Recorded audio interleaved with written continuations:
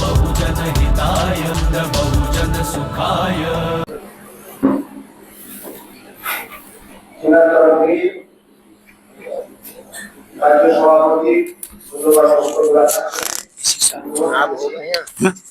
चुनाव होगा जिला परिषद इसी साल में 25 में कोरोना था ना, लास्ट में हो सकता, लास्ट में ले भी सकता, नहीं तो ठीक है। पौरसभा का निर्वाचन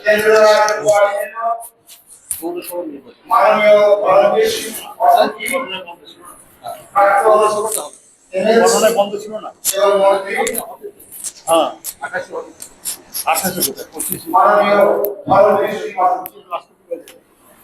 কোথায় 25 লাস্ট বিশ্বব্যাপী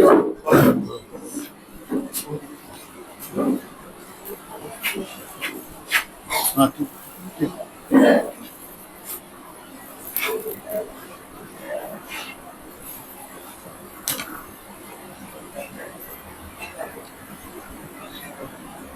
सर्वजन समाज में जन्मे सभी संतों, गुरुओं, महापुरुषों में छत्रपति साहू जी महाराज, महात्मा ज्योतिराव फूले, सावित्रीबाई फूले, नारायण गुरु, पेरियार रामसिंह नायकर, बिरसा मुंडा, कबीर साहब, रविदास साहब, सबको नमन करने के साथ साथ भारतीय संविधान के निर्माता, भारत रत्न प्राप्त परम पूज्य बाबा साहब डॉक्टर भीमराव अंबेडकर एवं वामसेफ DS4 BSP के संस्थापक मान्यवर कांशीराम साहब के चित्रों को नमन करते हुए आज वामसेफ के तत्वाधान में वामसेफ के तत्वाधान BSP जो तो मैं जानता हूँ BSP की मीटिंग है या वामसेफ की है? BSP का। अच्छा। जिला नॉर्थ 24 परगना के अंतर्गत आने वाले सभी विधानसभाओं की आज की इस मीटिंग में हमारे साथ मंच पर बैठे हुए बहुजन समाज पार्टी के राज्य सभापति भाई मनोज हावलादार जी, इस जोन के प्रभारी इंचार्ज भाई ज्योतिर्मय रॉय जी, उनके साथ दूसरे प्रभारी भाई प्रजापति जी, बालाजी और इस जिले के रामकृष्ण मलिक, क्या नाम, चंदन मलिक जी, जिले के जिलाध्यक्ष भाई सुब्रन विश्वास जी,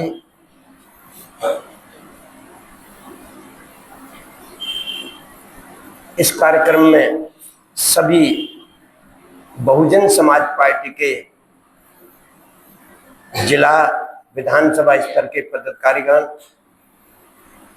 बुद्धिजीवी, सभी सम्मानित साथियों, सम्मानित महिला दोस्तों,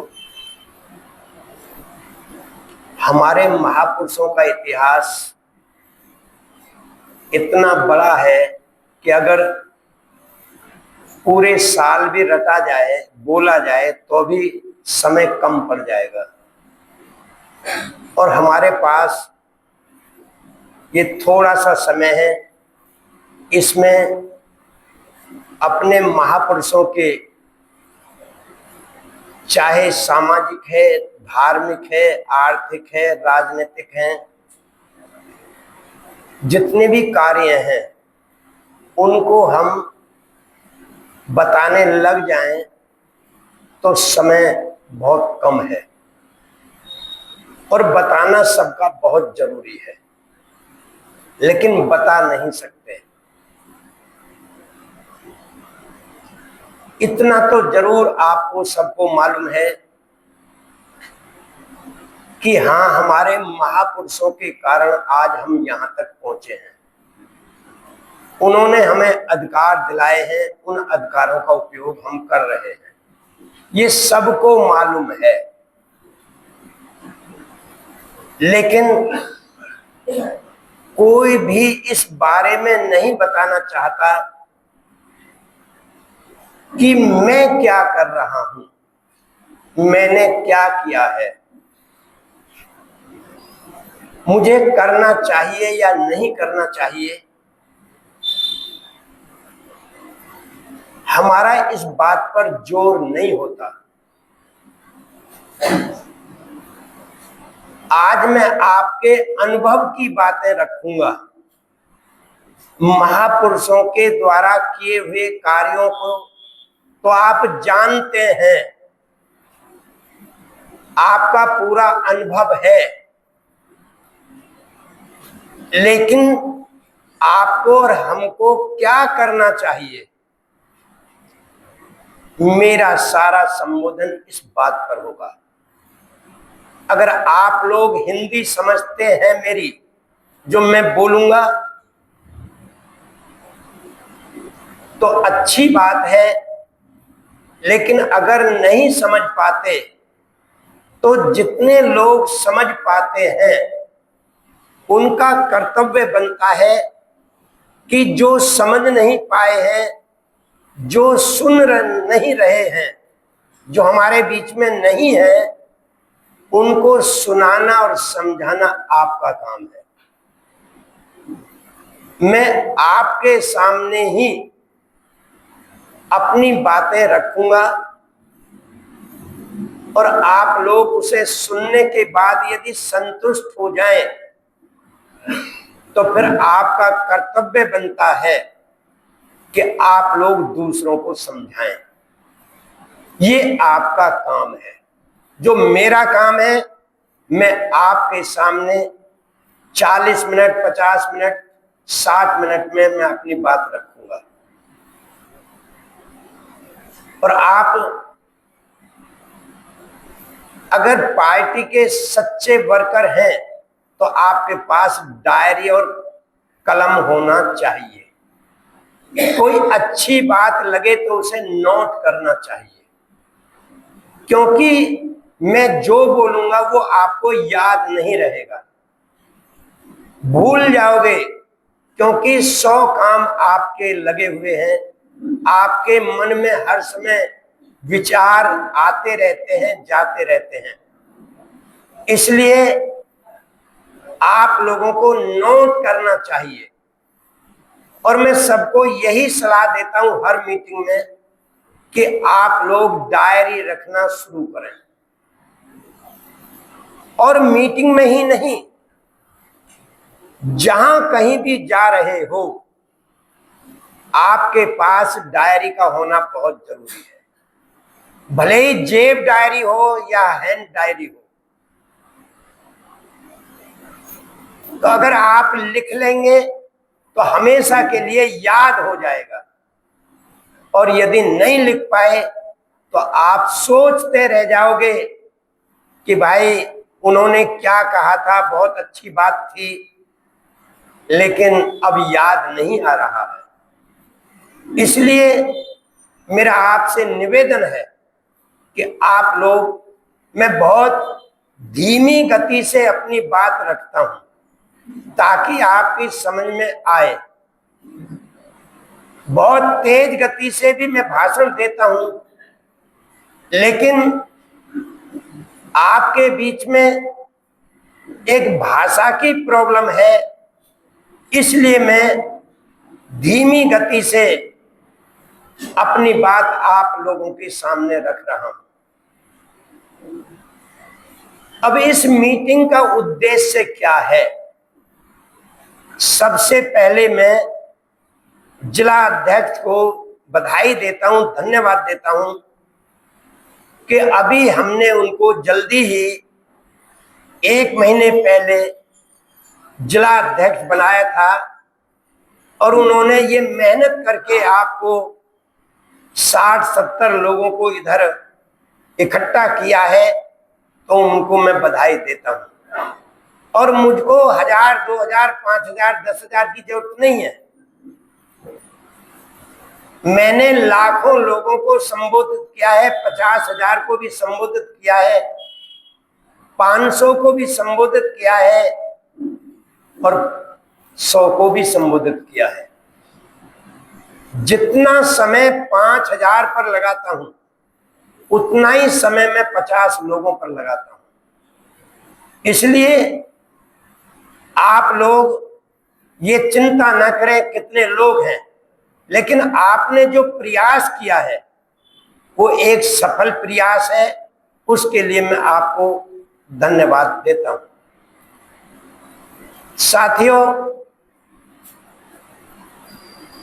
जिस समय ये मिशन शुरू हुआ था, कौन सा मिशन जिसे रात दिन आप बहन जी की जबान से सुनते हैं, बहन जी बोलती हैं और हम सब लोग भी बोलते हैं कि बहुजन समाज, भाई बैठ जाओ, खड़े मत रहो, बैठो। बहुजन समाज पार्टी एक राजनीतिक पार्टी के साथ साथ एक मिशन है और माननीय कांशीराम साहब ने उस मिशन के बारे में कहा था कि हम एमएलए एमपी बने ना बने, हमारी सरकार बने ना बने, लेकिन हमारा मिशन चलना चाहिए, मिशन नहीं रुकना चाहिए। अगर मिशन चलता रहा तो एक दिन सरकार भी बनेगी और विधायक और एमपी भी बनेंगे। तो वो कौन सा मिशन है? वो मिशन है जो महात्मा ज्योतिराव फूले ने सन 1848 में शुरू किया था। 1848 से पहले इस देश में हमारे तुम्हारे समाज को पढ़ने लिखने का अधिकार नहीं था, संपत्ति रखने का अधिकार नहीं था, बोलने का अधिकार नहीं था, अच्छा खाना खाने का अधिकार नहीं था, कोई अधिकार हमारे पास नहीं था। तो सबसे पहले महात्मा ज्योतिराव फूले ने अपनी पत्नी रमाबाई को पढ़ाया और उसके माध्यम से सन 1848 में पहला स्कूल शेख फातिमा के सहयोग से खोला और उसका नाम दिया राइट टू एजुकेशन, शिक्षा का अधिकार। और इसके लिए उन्होंने अंग्रेजों से डिमांड भी की कि भारत के समाज ने, मनुवादी लोगों ने हमें पढ़ने नहीं दिया, लेकिन आप लोग आज इस देश पर राज कर रहे हैं तो हमको ये अधिकार दीजिए कि हम पढ़ लिख सकें। तो ये पहली शुरुआत राइट टू एजुकेशन। और दूसरा उन्होंने कहा इस देश के अंदर जो गैर बराबरी है, एक समाज सामाजिक स्तर पर बहुत ऊंचाई पर है, दूसरा समाज सामाजिक स्तर पर बहुत नीचाई पर है, ये जो बीच की खाई है। दूसरा आर्थिक रूप में एक व्यक्ति बहुत ऊंचाई पर है, अरबपति खरबपति, और दूसरा व्यक्ति बहुत नीचाई पर है जिसे खाने के लिए भी 2 वक्त का भोजन नहीं मिलता। तो इनको आर्थिक और सामाजिक क्षेत्र में बराबरी का अधिकार दिया जाए, right to equality, right to स्वतंत्रता, आजादी, ये सब इस मिशन के हिस्से हैं। इस मिशन के लिए माननीय कांशीराम साहब ने बहुजन समाज पार्टी बनाई। इससे पहले बाबा साहब डॉक्टर अंबेडकर ने संविधान में हमें अधिकार लिखकर दे दिए, लेकिन इस देश की सरकारें बाबा साहब के संविधान को ना मानकर मनुस्मृति के आधार पर आज भी बहुजन समाज के लोगों पर जुल्म करते हैं। कहीं पर जाति के नाम पर, कहीं पर मूंछ के नाम पर, कहीं पर घड़े को छुआछात के नाम पर हत्याएं हो रही हैं। कहीं पर बुलडोजर से किसी के घर ढाए जा रहे हैं। संविधान में कहां लिखा है ये कि किसी का मकान बुलडोजर से गिरा दिया जाए, लेकिन उनका चल रहा है। क्यों चल रहा है? क्योंकि हम लोग सो रहे हैं, आज भी सो रहे हैं। एक व्यक्ति ने बड़ी हिम्मत करके महात्मा ज्योतिराव फूले के जीवन संघर्ष पर एक पिक्चर को तैयार किया और उसको सेंसर बोर्ड ने पास कर दिया। 11 अप्रैल को हर सिनेमा घर में चलना था, लेकिन जैसे उसका ट्रेलर सामने आया वैसे ही मनुवादियों ने उस फिल्म के साथ विरोध में खड़े हो गए और हंगामा खड़ा कर दिया। आखिरकार सेंसर बोर्ड ने उस पिक्चर से आधे घंटे की पिक्चर को समाप्त किया और जो वास्तविक सीन थे उनको कटवाया गया। हमारे लोग सोते रहे, जिनके लिए पिक्चर बनाई गई वो समाज सोता रहा, और जिन लोगों को लग रहा था इससे हमारे समाज का अपमान हो रहा है, वो समाज जागकर उसका विरोध करने लगा। और आज भी ये चल रहा है। तो आप लोग सोचो, समझो। क्या सोचो समझो? आज जो आपकी ये पीढ़ी है, पीढ़ी का मतलब है जो 20 साल के बीच के लोग होते हैं, एक पीढ़ी 20 साल की मानी जाती है। 20 साल में नई पीढ़ी आ जाती है, नए लोग, नए बच्चे आ जाते हैं। तो ये जो आपकी पीढ़ी चल रही है, सन 1970 से लेकर आज 2025 तक, यानी लगभग 25 और 30, 55 वर्ष, 55 वर्ष में जो आप लोगों का समाज पढ़ लिख करके नौकरियों में आकर के खाता पीता बन गया है, मकान बनाना सीख गया, कपड़े पहनना सीख गया, बच्चों को पढ़ाना सीख गया, बैंक बैलेंस करना सीख गया, रौब धौब सम्मान स्वाभिमान के साथ रहना सीख गया। ये सम्मान हमारे महापुरुषों की पीढ़ी को नहीं मिला था। ना तो फूले की पीढ़ी को मिला था, ना ये बाबा साहब की पीढ़ी को मिला था, ना कांचीराम साहब की पीढ़ी को मिला था। हमको क्यों मिला है? हमको इसलिए मिला है कि इन महापुरुषों ने हमारे लिए अपने जीवन को दांव पर लगाया, संघर्ष किया, चोट सहन की, अपमान सहन किया, व्यंग सहन किए। हर तरह से दुख उठाकर हमारे लिए रास्ते खोले। अब हम क्या कर रहे हैं? हम आराम से मस्ती में सो रहे हैं। सोते रहो, आनंद से सोते रहो, लेकिन याद रखना अगले 10 साल के अंदर अंदर 2035 तक आपके जो बच्चे होंगे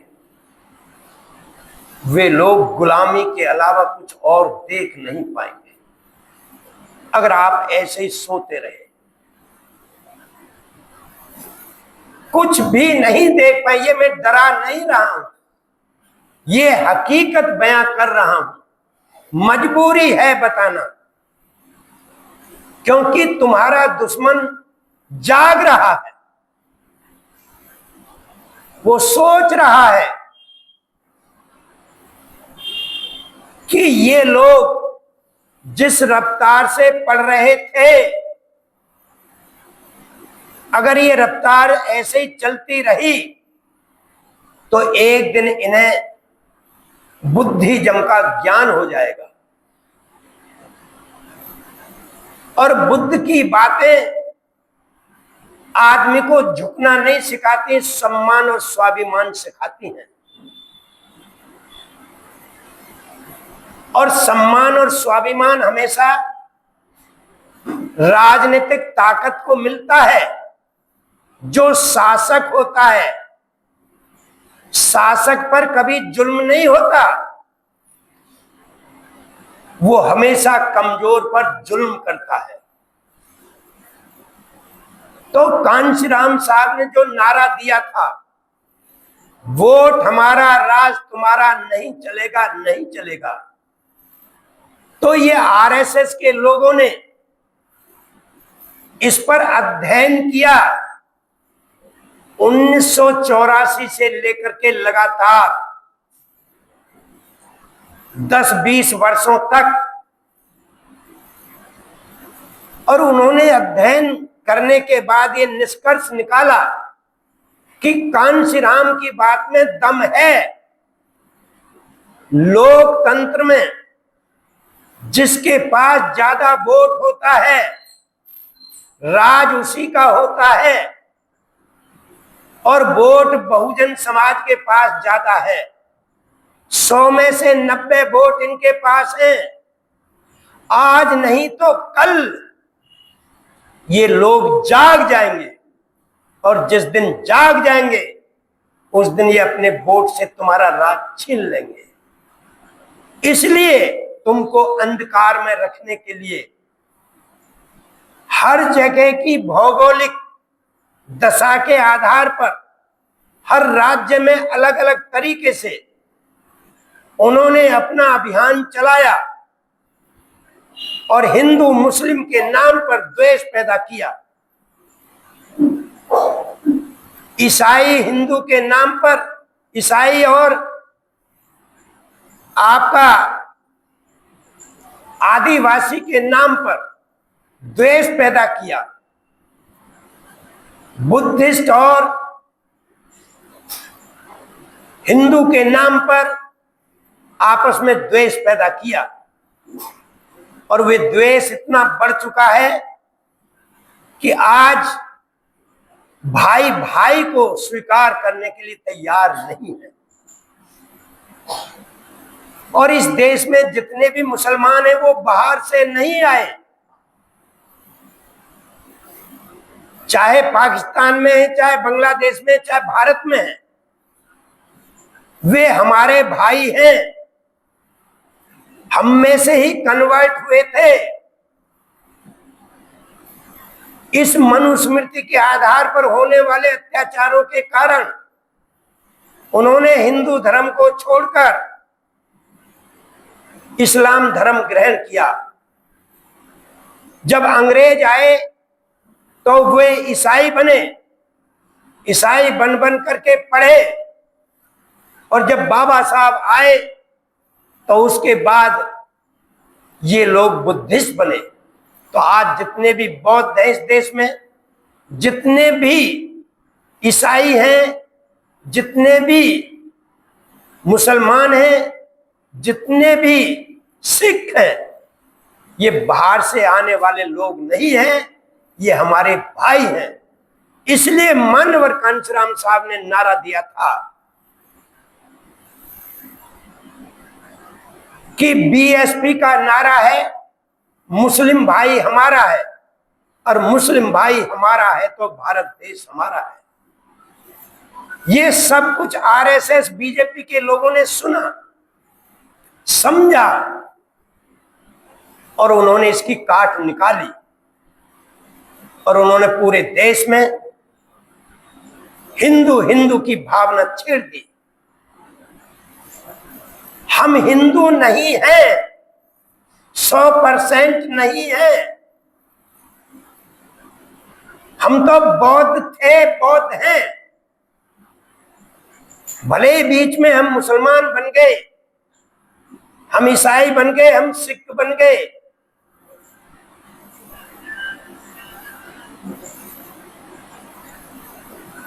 ईसा पूर्व 185 बौद्ध राजा बृहदत्त को मारकर उससे मित्र शुंग राजा बना और उसने इस देश से सभी बुद्धिस्टों को मार मार के काट काट कर साहित्यों की होली जला दी। और उसके बाद इस देश में 1269 तक एक भी व्यक्ति बुद्ध का नाम लेने वाला नहीं बचा। लेकिन धन्यवाद देता हूं बाबा साहब डॉक्टर अम्बेडकर को कि उन्होंने जब देखा 26 जनवरी 1950 को जब इस देश से अंग्रेज चले गए और भारत में बाबा साहब के द्वारा बनाया हुआ संविधान लागू हुआ, तो उसके बाद बाबा साहब दुखी हो गए। जब तक अंग्रेज रहे तब तक अंग्रेजों से बाबा साहब ने अपनी एक एक बात को मनवा लिया था, लेकिन उनके जाने के बाद कांग्रेस की सरकार, आरएसएस के लोग, मनुवादी लोग, इन्होंने इतना तेज हमला बोल दिया कि बाबा साहब परेशान हो उठे और मात्र 6 साल के अंदर अंदर 65 वर्ष की उम्र में 5 दिसंबर 1956 को रात्रि में सोते समय नानक चंद्र रत्तू से उन्होंने कहा था कि भाई मैं जो करना चाहता था अपने समाज के लिए, मैं वो कर नहीं पा रहा हूं और मेरी शारीरिक स्थिति बहुत खराब हो चुकी है। मैं बहुत ज्यादा दुखी हूं। तुम मेरे लोगों से कहना कि मैं जो इस कारवां को यहां तक खींच के लाया हूं, बेहद मुसीबत, संघर्ष, अपमान, अत्याचार झेलने के बाद यहां तक लाया हूं।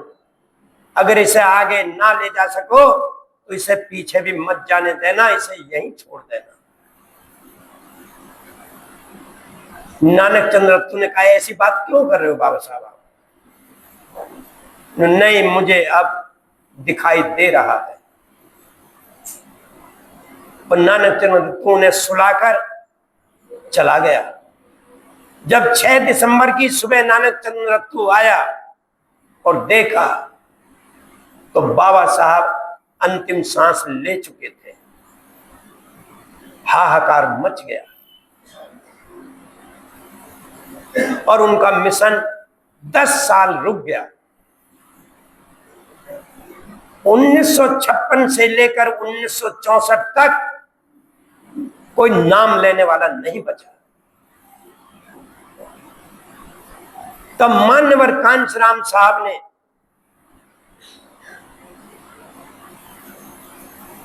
अपनी नौकरी से इस्तीफा देकर और सामाजिक क्षेत्र में इन पढ़े लिखे लोगों को, क्योंकि वो जानते थे कि कोई भी परिवर्तन अनपढ़ आदमी नहीं कर सकता, इंटेलेक्चुअल लोग ही, बुद्धिजीवी लोग ही हमेशा परिवर्तन कर सकते हैं। तो उन्होंने पूरे देश में घूम घूम कर लोगों को समझाया कि बाबा साहब का मिशन जो रुका पड़ा है इसको आगे बढ़ाना है। लोगों की समझ में आया और इकट्ठा हुए और उसके बाद 6 दिसंबर 1978 को बाम सेफ नाम की संस्था बनाई। कितने साल बाद? 14 साल के बाद। 14 साल कितना मेहनत किया था। उसके बाद उन्होंने 6 दिसंबर 1981 को DS4 बनाई। फिर 14 अप्रैल 1984 को बहुजन समाज पार्टी बनाई।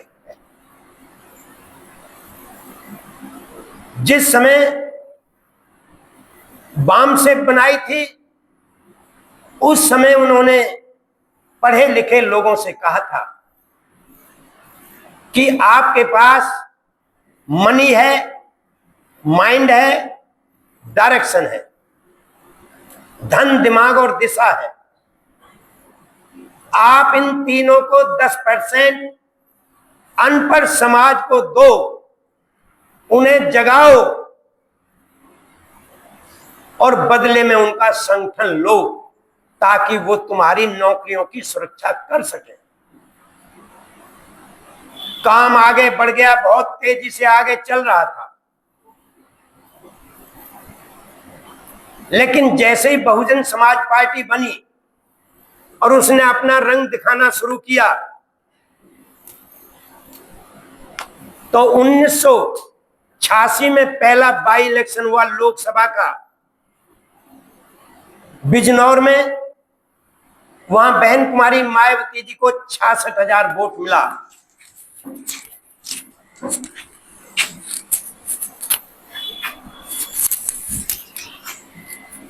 उस वोट से उस समय के तत्कालीन प्रधानमंत्री राजीव गांधी की कुर्सी हिल गई। उन्होंने कहा, अरे ये हाथी कहां से आ गया? इसको तो मेरी मम्मी ने खत्म कर दिया था, ये फिर दोबारा कहां से आ गया?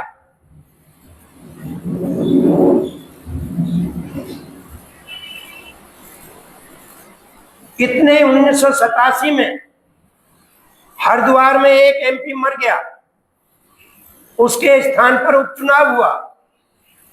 वहां 1,39,535 वोट मिले। सेकंड नंबर पे BSP आई। राजीव गांधी परेशान, ये क्या हुआ? तब उन्होंने बाम सेफ को तोड़ने का सिलसिला शुरू कर दिया। कर तो दिया था 85 में ही, और 10 जून 86 को बाम सेफ को तोड़ दिया। तेजेंद्र सिंह झिल्ली अलग हो गया, उसने रजिस्ट्रेशन करा दिया। लोग मान्यवर कांचराम साहब के पास आए, उन्होंने कहा, अरे राष्ट्रीय अध्यक्ष तो झिल्ली बन गया। उन्होंने कहा, कोई बात नहीं, उनकी सरकारी बाम सेफ है, हमारी शैडो बाम सेफ है, हम रजिस्ट्रेशन नहीं कराएंगे। लेकिन याद रखना, जो भी संगठन गलत उद्देश्यों पर बनते हैं वे ज्यादा दिन नहीं चलते हैं, और ऐसा ही हुआ। 1986 में बामसेफ का रजिस्ट्रेशन हुआ, 88 में 2 टुकड़े हो गए। जितेंद्र अलग हो गया, झिल्ली अलग हो गया, दोनों के 90 में टुकड़े हो गए। जितेंद्र में से खापाडे निकल गया और झिल्ली में से निकल गया आपका नारायण सिंह। 4 बामसेफ हो गई। फिर 92 में चारों के टुकड़े हो गए। खापाडे में से बामन मेसराम निकल गया, जितेंद्र में से रूपचंद सेठ निकल गया। ऐसे ही 8 बामसेफ बन गई। फिर 94 में 8 की 16 हो गई। हर 2 साल में हर संगठन का टुकड़ा होता चला गया। बामन मेसराम अलग हो गया, बीडी बोरकर अलग हो गया। दोनों के अधिवेशन गुजरात में चल रहे थे। एक का चल रहा था गांधीनगर में, एक का चल रहा था अहमदाबाद में, और दोनों एक दूसरे को चोर बता रहे थे। और आज 22 बामसेफ चल रही है इस देश में, और सब नाम किसका लेते थे? कांशीराम साहब का ले रहे हैं नाम। कांशीराम साहब का नाम ले रहे हैं, हम उन्हीं का तो नाम रोशन कर रहे हैं। लेकिन मैं उनसे कहना चाहता हूं, अगर वे कांशीराम साहब का नाम रोशन कर रहे हैं तो भाई उस समय कौन सी बात थी जब तुमने बामसेफ को तोड़ा था? क्यों तोड़ा था तुमने? इसलिए तोड़ा। याद रखना, ये बुद्धि भी, ये विचार भी, ये सोच भी बहुत खतरनाक चीज है, क्योंकि हर व्यक्ति का विचार अलग होता है, हर व्यक्ति की सोच अलग होती है, हर व्यक्ति की बुद्धि अलग होती है, और वो ये समझता है कि मैं बुद्धिमान हूं, दूसरा मूर्ख है, मेरे अनुसार उसे चलना चाहिए। और जब वो नहीं चलता तो वो अलग हो जाता है। लेकिन याद रखना, संगठन वही चल सकता है जहां अनुशासन होगा। अनुशासन नहीं होगा तो कभी संगठन नहीं चल सकता। तो इन लोगों ने अनुशासनहीनता की, संगठन को तोड़ा। बाबा साहब ने कहा था संगठित हो जाओ, उन्होंने कभी ये नहीं कहा था कि संगठन बनाओ। और हम रोज नए नए संगठन बना लेते हैं, देर नहीं लगती, रोज नए संगठन, और वो अपने समर्थक पैदा कर लेता है। और ये समाज भी 2 चीजों के कारण, एक तो लालच और एक डर। लालच दिखा दिखा करके कांग्रेस, बीजेपी, टीएमसी, इन्होंने हमारे लोगों को जाल में फंसाया। हम तुम्हें एमएलए बना देंगे, एमपी बना देंगे, हम तुम्हें ये दे देंगे, वो दे देंगे। और यदि नहीं माना तो फिर ईडी तैयार है, फिर आपका जो है सीबीआई तैयार है। ऐसे नहीं तो ऐसे सही, ऐसे नहीं तो ऐसे सही। तो हमारे बहुजन समाज के लोग या तो लालच में फंसे या दबाव में फंसे, और ये पूरी तरीके से आज निष्क्रिय हो चुके हैं। मैं तो बहुत बहुत धन्यवाद देता हूं आपको कि आप समय निकाल के यहां तक पहुंचे। आप बैठे हो, सुन रहे हो। कहां है तुम्हारे पास इतना समय? तुम्हारे पास सामाजिक त्योहारों के लिए समय है, अंधविश्वास, पाखंडवाद के लिए समय है, लेकिन तुम्हारे पास इस मिशन के लिए समय नहीं है। और जब तक इस मिशन के लिए आप लोग समय नहीं निकालेंगे तब तक आपका भला होने वाला नहीं है। आपका तो हो रहा है, मैं देख रहा हूं।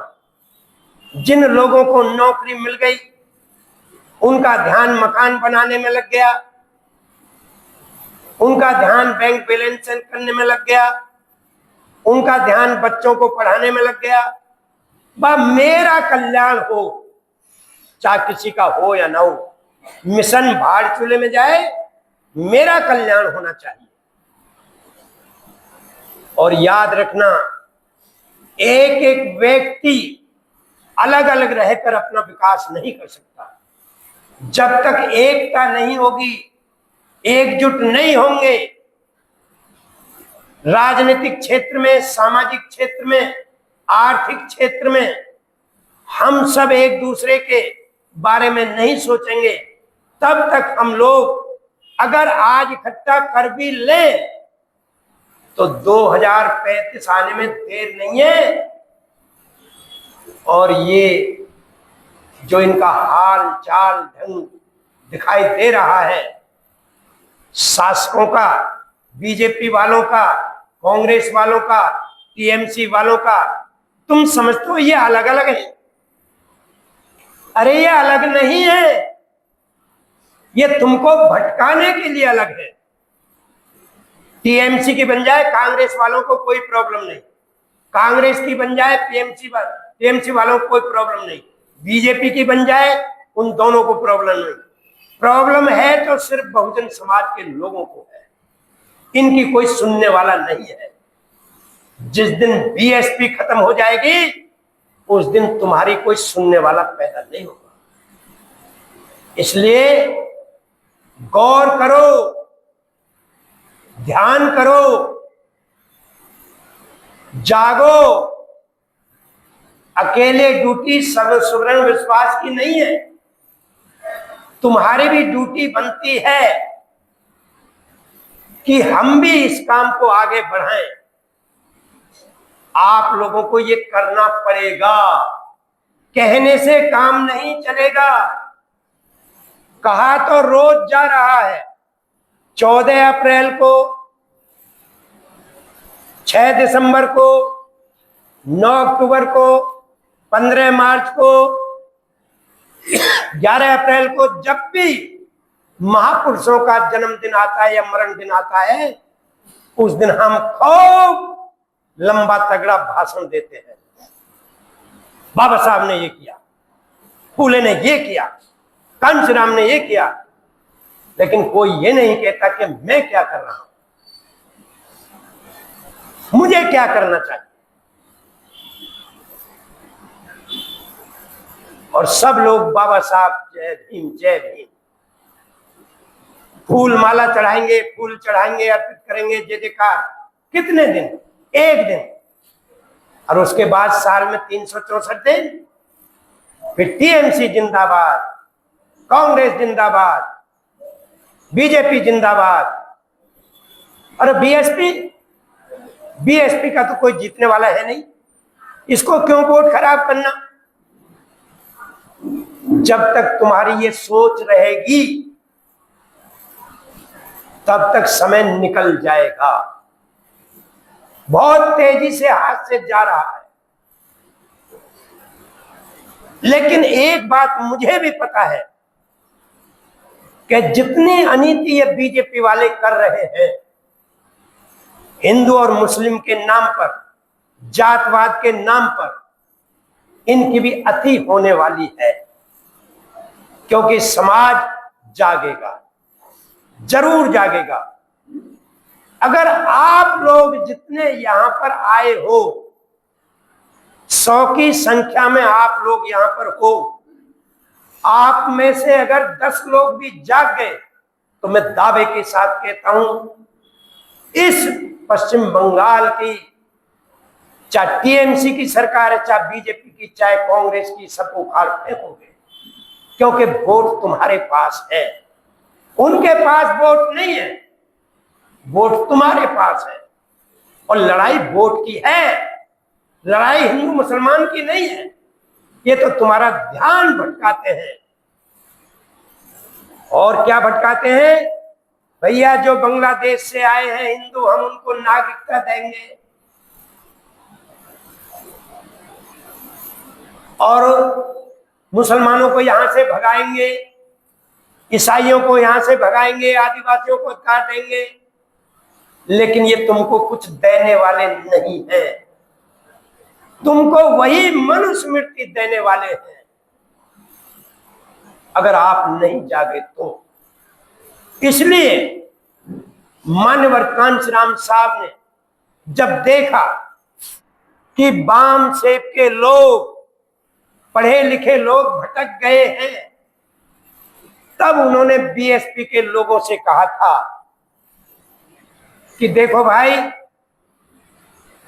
ये बाम सेब के लोग भटक गए हैं, इनसे कुछ आशा मत करना, क्योंकि ये ज्यादा बुद्धिमान बन गए हैं, ज्यादा सोच वाले बन गए हैं, ज्यादा विचार करते हैं, ज्यादा पढ़े लिखे हैं।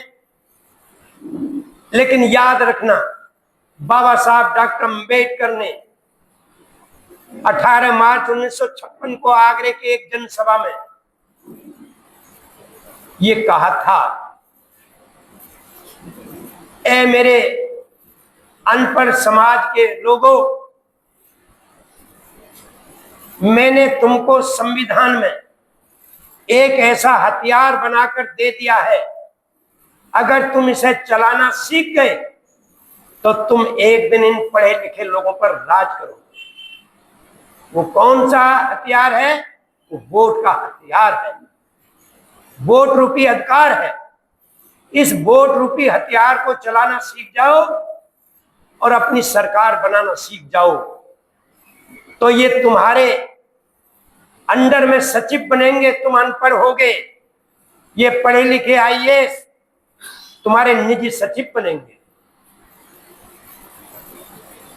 लेकिन ये अनपढ़ लोग नहीं समझ पाए। क्यों नहीं समझ पाए? आज भी ये पढ़े लिखे लोग जिम्मेदार हैं। ये लोग अनपढ़ लोगों के बीच में जाकर के उनको समझाने का प्रयास करते हैं, भैया बीजेपी आ गई, टीएमसी आ गई, कांग्रेस आ गई तो तुम्हारे अधिकार खा जाएंगे। बात सच्ची बोलते हैं, झूठ नहीं बोलते। तुम्हारा रिजर्वेशन खा जाएंगे, लोकतंत्र खत्म कर देंगे, तुम्हारी आजादी खत्म कर देंगे। भैया इस बीजेपी को रोकना है, फिर क्या करें? बीएसपी तो रोक नहीं सकती भाई, कांग्रेस रोक सकती है, टीएमसी रोक सकती है, उसे वोट दे दो। टीएमसी को रोकने के लिए बीजेपी को वोट, और बीजेपी को रोकने के लिए टीएमसी को वोट। तुम्हारा यही हाल चल रहा है 1984 से आज। पढ़े लिखे लोगों का, अनपढ़ अज्ञान लोगों की गलती नहीं है, उन्हें तो विचारों को ज्ञान नहीं है। लेकिन जिनको ज्ञान है, जो पढ़ लिख गए हैं, वो ज्यादा ही विद्वान बन जाते हैं। वे लोग अपने घर को आग लगाते हैं, दूसरे के घरों को बनवाने का सहयोग करते हैं। याद रखना, तुम्हारा भी जाते जाते, हम तो शायद वो दिन ना देख पाए, क्योंकि मेरी उम्र 76 वर्ष हो चुकी है, 2-4 साल और समझ लो। लेकिन मैं इतना जानता हूं कि तुम जरूर उन दिनों को देखोगे अगर तुम नहीं जागे, और जागे तो फिर नई पीढ़ी को तुम तैयार कर दोगे बीजेपी, कांग्रेस, टीएमसी को उखाड़ने के लिए। इसलिए मान्यवर कांचीराम साहब ने इस अनपढ़ समाज से कहा था कि भाई तुम्हारे पास टाइम है, पढ़े लिखे लोगों के पास टाइम नहीं है, वे नौकरी करते हैं। तुम्हारे पास धन नहीं है, उनके पास धन है। तुम्हारे पास कोई प्लानिंग नहीं है, उनके पास प्लानिंग है। लेकिन तुमने अगर अपने टाइम का, समय का सही सदुपयोग किया तो तुम्हारे अंदर टैलेंट आएगा, और जब टैलेंट आएगा तो ट्रेजरी तुम्हारे पीछे पीछे दौड़ती चली आएगी। ये बात लोगों की समझ में आई। अनपढ़ लोगों ने समय देना शुरू किया तो उनके अंदर टैलेंट आने लगा। एक अनपढ़ आदमी बीएसपी का, पढ़े लिखे कांग्रेस के बहुत बड़े महासचिव की बात का जवाब दे देता है, मुंह तोड़ जवाब देता है, तब वो कांग्रेस का कहता है, अरे कांशीराम ने कौन सा पाठ पढ़ा दिया सबको? जो मैं कानपुर में सुन रहा हूं वही मैं बंगाल में सुनता हूं, वही मैं उड़ीसा में सुनता हूं, वही मैं महाराष्ट्र में सुनता हूं, सबको एक पाठ पढ़ा दिया। तो आज आप लोगों को बहुजन समाज पार्टी का पाठ पढ़ने की जरूरत है, इस मिशन को समझने की जरूरत है। अगर आप नहीं समझे तो जो आज मैं कह करके जा रहा हूं, यही बात मैंने 1984 में 18 दिसंबर को बुलंदशहर में एक कार्यक्रम हुआ था जिसमें दलाई लामा आए थे। उसमें मैंने कहा था, ऐ मेरे समाज के पढ़े लिखे लोगों, आज भले ही तुम इधर उधर की बात करो, सहयोग मत करो, संगठन को सहयोग मत दो, लेकिन एक दिन आएगा जब तुम लोग रोगे, पछताओगे और तुम कहोगे कोई बचाए, कोई बचाए। और उस समय ये अनपढ़ समाज, मजदूर समाज, सुबह से लेकर शाम तक जो मेहनत करता है, उससे जो कमाता है 100, 200, 500 रुपए, उसमें से ठेके पे जाके शराब खरीद के पिएगा और मस्ती में सोएगा, कहेगा इनका इलाज होना चाहिए। इन्होंने हमको नहीं समझा, कुछ इन्होंने हमको नहीं जगाया, ये अपने अपने स्वार्थ में लग गए। और आज वही हाल है। और वो मैंने लेख ज्योतिर्मय रॉय को दिखाया उस दिन का, 18 मार्च 1984 का। आज ये पढ़े लिखे लोग ही चिल्ला रहे हैं, हमारा आरक्षण गया, लोकतंत्र गया, ये हो गया, वो हो गया।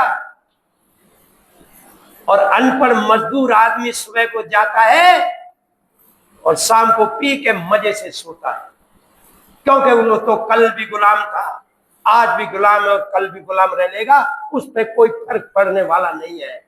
लेकिन आपको सोचने पे मजबूर होना पड़ेगा कि हमने क्या किया, हमने बाबा साहब के दिए हुए अधिकार का क्या किया, हमने मानवर कांशीराम साहब की दी हुई प्लान का क्या किया, हमने क्यों नहीं उनका साथ दिया, हमने क्यों नहीं उनके रास्ते पर, बताए हुए रास्ते पर चले। आपको मजबूर होना पड़ेगा। इसलिए मेरा कोई भाषण नहीं है। भाषण तो ये भी हो सकता था, कांग्रेस ये कर रही है, कांग्रेस वो कर रही है, ये सरकार निकम्मी है, वो सरकार बदलनी है, सबको देखा बार बार, हमको देखो एक बार। नहीं, मैं जगाने का काम करता हूं। जागो तुम्हारी मर्जी, ना जागो तुम्हारी मर्जी, लेकिन मैं मरते दम तक मैं अपना काम करता रहूंगा। 5 साल होने जा रहे हैं, 4 साल पूरी हो चुकी हैं। बंगाल में कोई जिला नहीं बचा जिस जिले में जाकर के लोगों को नहीं जगाया। सब लोग पता नहीं उल्टी सीधी बात करते हैं, अपने मन की बात करते हैं, मन में भर के लाते हैं, हम ये कहेंगे, हम ये बोलेंगे, हम ये करवाएंगे। कोई सुनने के लिए नहीं आता। सब ऐसा हो जाएगा तो हम ऐसा कर देंगे, ऐसा हो जाएगा तो हम ऐसा कर देंगे। अरे ऐसा करो, अपने आप तुम्हारे मन की बात पूरी हो जाएगी। तुम नहीं करोगे तो मन की बात पूरी हो भी जाए तो भी आप आपस में ऐसे लड़ते रहोगे, कोई फायदा होने वाला नहीं है। इसलिए आप सब लोग एकजुट होकर बीएसपी को समझकर बीएसपी के लिए कम से कम शाम को 2 घंटे का समय, 5 बजे जैसे ही छुट्टी होती है वैसे 2 घंटे समाज के बीच में जाओ और उन्हें जगाओ कि बहुजन समाज पार्टी ही हमारी असली पार्टी है। इस बार हम धोखे में नहीं आएंगे और बहुजन समाज पार्टी का साथ देंगे और अपनी सरकार बनाएंगे, तो तुम्हारा उद्धार होगा। वरना तो हम तो अपना काम करते रहेंगे, जो कुछ भी करना है, जितना भी करना है, जो कुछ भी करना है, वरना तो कितने ही फूल चढ़ा लेना बाबा साहब के चित्र पर, जब तक जिंदों की कदर नहीं करोगे, मरने के बाद कोई भी महापुरुष तुम्हारे लिए कुछ करने वाला नहीं है। उनके बताए हुए रास्ते पर चलना पड़ेगा। एक उदाहरण से मैं अपनी बात समाप्त करूंगा, मेरा टाइम पूरा होने जा रहा है। एक बार श्रावस्ती में तथागत गौतम बुद्ध प्रवचन कर रहे थे। एक व्यक्ति खड़ा हुआ, उसने कहा, तथागत, मेरे मन में एक सवाल आता है, मैं उसका जवाब चाहता हूं। तथागत बोले, बोलो भाई। तुम इतना अच्छा प्रवचन करते हो, इस प्रवचन से बहुत सारे लोगों का भला हो गया, लेकिन कुछ लोग बचे हैं जिनमें एक मैं भी हूं। ऐसा कोई मंत्र क्यों नहीं दे देते जिससे कि हम सबका भी भला हो जाए? तथागत मुस्कुराए। उन्होंने कहा, ठीक, तुम्हारे सवाल का जवाब देने से पहले मैं तुमसे एक सवाल करना चाहता हूं, जो तुम्हारे समझ में आए जवाब दो। बोलो, क्या तुमने श्रावस्ती से राजगृह का रास्ता देखा है आने जाने का? हाँ, ये भी कोई नई बात है, अच्छी प्रकार देखा है, सैकड़ों बार गया हूं, आपके साथ भी गया हूं। और यदि कोई अनजान आदमी जिसने रास्ता ना देखा हो राजगृह का, वो तुमसे आकर के मालूम करे कि भाई मुझे राजगृह जाना है, राजगृह का रास्ता बता दो, बताओगे? हाँ, बताऊंगा, मेरा फर्ज बनता है, क्योंकि रास्ता मैंने देखा है। और यदि बताने के बाद भी वो व्यक्ति तुम्हारे बताए अनुसार उस रास्ते पे ना चले, तो क्या राजगृह पहुंच जाएगा? कैसे पहुंच जाएगा? वो तो भटक जाएगा, दूसरी तरफ चला जाएगा। और यदि तुम्हारे बताए अनुसार चल पड़े तो पहुंच जाएगा? हाँ, पहुंच जाएगा। तो भाई तुम्हारे सवाल का जवाब तुम्हें मिल गया होगा। रास्ता मैंने देखा है, अनुभव मुझे है, बताना मेरा काम है, चलना ना चलना तो इनका काम है। जो चलेगा वो वहां तक पहुंचेगा, जो नहीं चलेगा वो नहीं पहुंचेगा। चलना तो तुमको पड़ेगा। पश्चिम बंगाल के लोगों को चलना ही पड़ेगा। मेरे चलने से तुम्हारा भला होने वाला नहीं है। हम कुछ रास्ता बता सकते हैं। यूं तो बाबा साहब पर भी प्रवचन बोला जाए, बुद्ध पे बोला जाए, कांशीराम साहब पे बोला जाए तो कई कई घंटे लग जाएंगे, तो भी खत्म नहीं होगा। लेकिन याद रखना, बात हमेशा ताकतवर की मानी जाती है, कमजोर की बात नहीं मानी जाती। आपको ताकतवर बनना ही पड़ेगा। ताकतवर बनने से पहले ताकत है कहां, ये देखना है। ताकत घर में नहीं है, ताकत खेत में नहीं है, ताकत नौकरी में नहीं है, ताकत बिजनेस में नहीं है। फिर ताकत कहां है? ताकत का एक स्थान है, उसका नाम है राजनीति। राज करने की नीति को राजनीति कहते हैं। जो राजनीति करता है वो नेता कहलाता है, और नेता ही आज इस देश का राजा बनता है। और राजा पर कभी जुल्म नहीं होता, हमेशा उसके आदेश का पालन होता है। तो आपको राजा बनना पड़ेगा। एक एक व्यक्ति को, एक एक महिला को राजा बनना पड़ेगा। आप कहोगे कैसी बात कर रहे हो, हम कैसे राजा बन जाएंगे, राजा तो राजा का बेटा ही बन सकता है। ये बात आपकी 75 साल पहले सही थी, आज सही नहीं है। 75 साल पहले इस देश में राजा वही बनता था जो रानी के पेट से जन्म लेता था।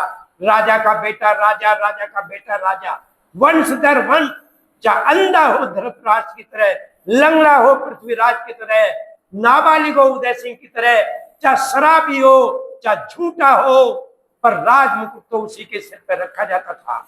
लेकिन 26 जनवरी 1950 को बाबा साहब डॉक्टर भीमराव अंबेडकर ने इस देश का संविधान बनाकर रानी के पेट का ऑपरेशन कर दिया। उन्होंने कहा अब राजा रानी के पेट से पैदा नहीं होगा, अब राजा बैलेट बॉक्स के पेट से पैदा होगा। जिस डिब्बे में तुम्हारा वोट पड़ेगा उसमें से राजा पैदा होगा।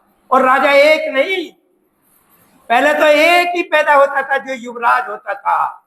राजकुमार भी कभी राजा नहीं बना, युवराज ही हमेशा राजा बनता था। लेकिन आज इस देश में करोड़ों लोग महिला पुरुष राजा बनते हैं। हर गांव में राजा, हर मोहल्ले में राजा, हर नगर में राजा, चारों तरफ राजा ही राजा, कोई छोटा राजा कोई बड़ा राजा, गांव का सरपंच गांव का राजा, ब्लॉक का मुखिया ब्लॉक का राजा, जिले का प्रधान जिले का राजा। ये सब राजा हैं, कोई छोटा राजा है कोई बड़ा राजा है, और सबके पास ताकत है और सबके पास खजाने की चाबी अब मिलती है। सरपंच बनते ही लखपति, ऑर्डर चलाने की ताकत, भले ही अनपढ़ महिला बन जाए पर वो कुर्सी पे बैठेगी, उसके सामने पढ़ा लिखा पंचायत सेक्रेटरी जी सर करता फिरता है। ब्लॉक का ब्लॉक प्रमुख भले ही 5वीं फेल हो, लेकिन उसके सामने ग्रेजुएट बीडीओ तुम हिलाता फिरता है जी सर। जिले का प्रधान जिला पंचायत का भले ही इंटर फेल हो, लेकिन उसके सामने आईएएस कलेक्टर जी सर।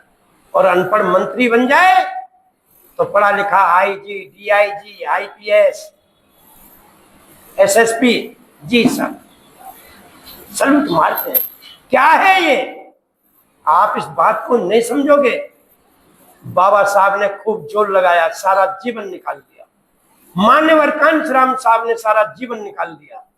बहन कुमारी मायावती जी पूरे तरीके से लगी हुई है, लेकिन आपकी समझ में नहीं आता। बहन जी डर गई है, ईडी से डर गई, सीबीआई से डर गई, भाजपा से डर गई, ये हो गया वो हो गया। अरे बहन जी को कोई नहीं डरा सकता। बहन जी स्वाभिमानी है और वो अपने समाज को किस तरह से आगे बढ़ा सकती हैं वो हर पहलू पे जानती है। इसलिए आप सब लोग एकजुट होकर अगर मेरी बात समझ में आ जाए तो आज से कम शाम के 2 घंटे जरूर इस मिशन को ये दें। मैं चाहूंगा कि अगर मेरी बात झूठ है तो कोई हाथ मत उठाना, एक भी झूठ है तो भी हाथ मत उठाना, और सही है तो हाथ उठा के बताओ कि हमारी समझ में आया है कुछ लोग की समझ में। तो जिनकी समझ में आया है वे लोग, जिनकी समझ में नहीं आया है उनको समझाने का प्रयास करेंगे। इन्हीं शब्दों के साथ मैंने आपका बहुत सारा समय लिया। धन्यवाद। जय भीम, जय भारत, नमो बुद्धाय।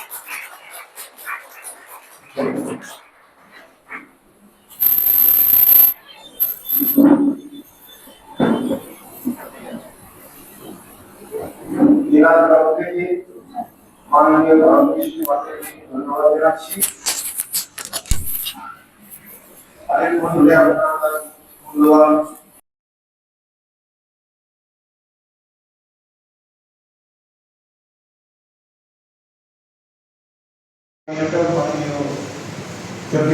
মহাশয়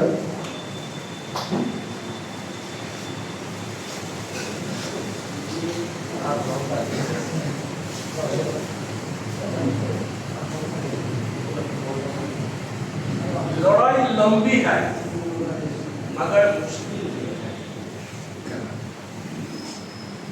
সম্মানীয় উপস্থিত সাথীবৃন্দ, এতক্ষণ আপনারা আমাদের রাজ্য সভাপতি মাননীয় মনোজ হাওলাদার মহাশয়ের মূল্যবান বক্তব্য শুনলেন।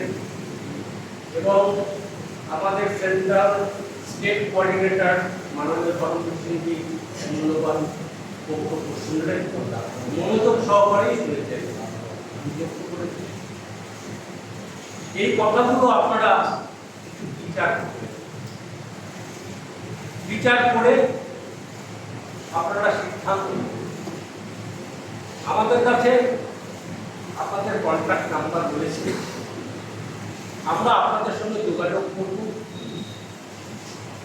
এবং আমি আবেদন করব এই লড়াইতে আপনারা সকলেই সামিল হন এবং আমাদের মহাপুরুষদের যে স্বপ্ন, যে ইচ্ছা, সেটা পূরণ হোক। এই কথাগুলো বলে সকলকে ধন্যবাদ জানিয়ে আমি এই সভা এখানে সমাপ্ত করলাম।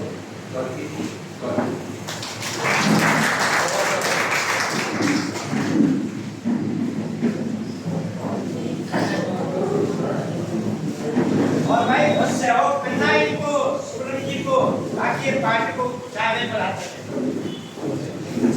आर्थिक सहयोग करना है। जय भीम, जय भीम, बहुजन समाज पार्टी जिंदाबाद, जिंदाबाद, जिंदाबाद, बहुजन समाज पार्टी जिंदाबाद, जिंदाबाद, जिंदाबाद, जय भीम, जय भारत, जय भीम, जय भारत, जय भीम, जय भारत, जय भीम, जय भारत, डॉक्टर श्री राम जी अमर रहे, अमर रहे, अमर रहे, डॉक्टर श्री राम जी अमर रहे, अमर रहे, अमर रहे, बाबा साहेब अम्बेडकर अमर रहे, अमर रहे, अमर रहे, बाबा साहेब अमर रहे, अमर रहे, अमर रहे, जवाहरलाल नेहरू अमर रहे, अमर रहे, अमर रहे, जवाहरलाल नेहरू अमर रहे, अमर रहे, अमर रहे, माता पिता ठाकुर अमर रहे, अमर रहे, अमर रहे, माता पिता ठाकुर अमर रहे, अमर रहे, अमर रहे, जय भीम, जय भारत, जय भीम, जय भारत, जय भीम, जय भारत, जय भीम, जय भारत, जय भीम जिंदाबाद, जिंदाबाद, जिंदाबाद, जय भीम जिंदाबाद, जिंदाबाद, जिंदाबाद, बीएसपी जिंदाबाद, जिंदाबाद, जिंदाबाद, बीएसपी जिंदाबाद, जिंदाबाद, जिंदाबाद, बीएसपी जिंदाबाद,